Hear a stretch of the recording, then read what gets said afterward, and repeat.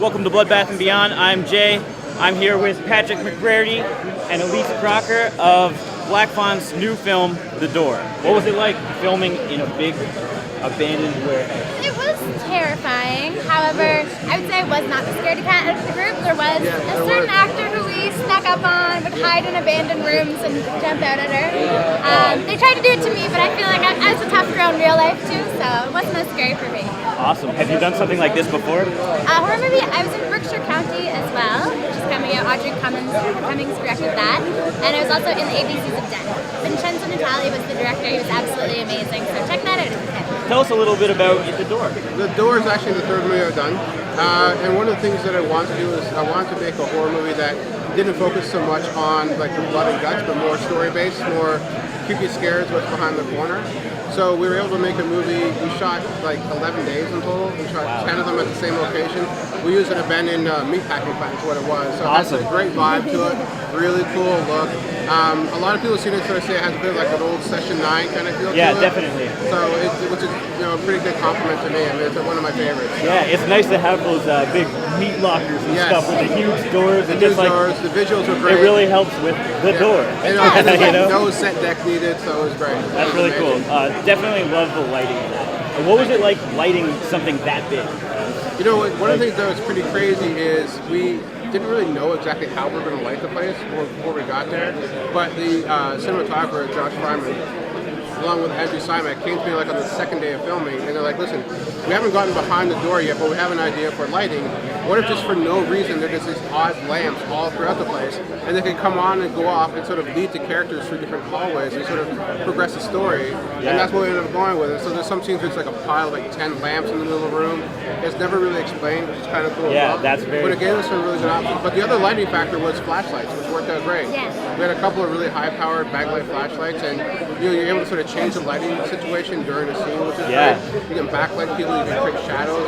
It's definitely my best-looking movie I've made. And the lighting is one of the things that I love about it. Yeah, us too. And the acting wasn't too bad. The acting was amazing. Yeah. Thanks, guys. Yeah. This is my first leading role, so it was the one I'm most excited about.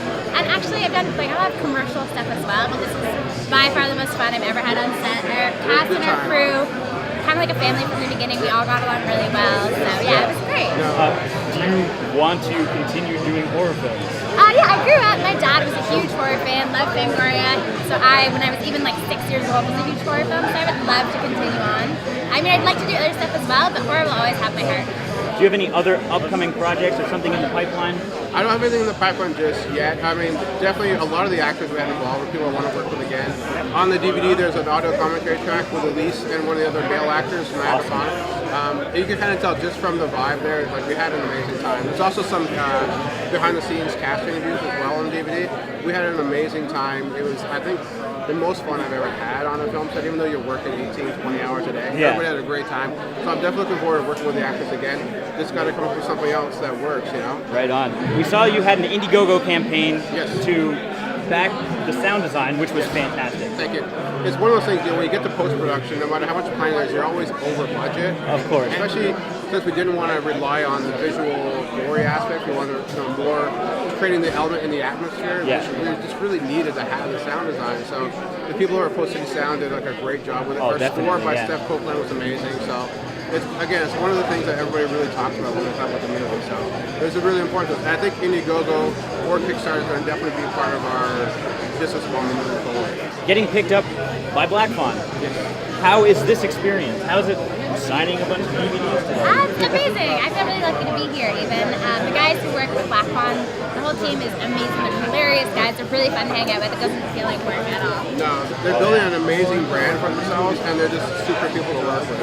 Hitting every single convention. Hitting every single convention. 5 or 6 times now. And they create loyal fans who come back and are really excited. Even if they don't know about the project, they're just excited because they know if they're backing it, it's going to be good. Yeah, the fans are amazing. Where can our audience find The Door?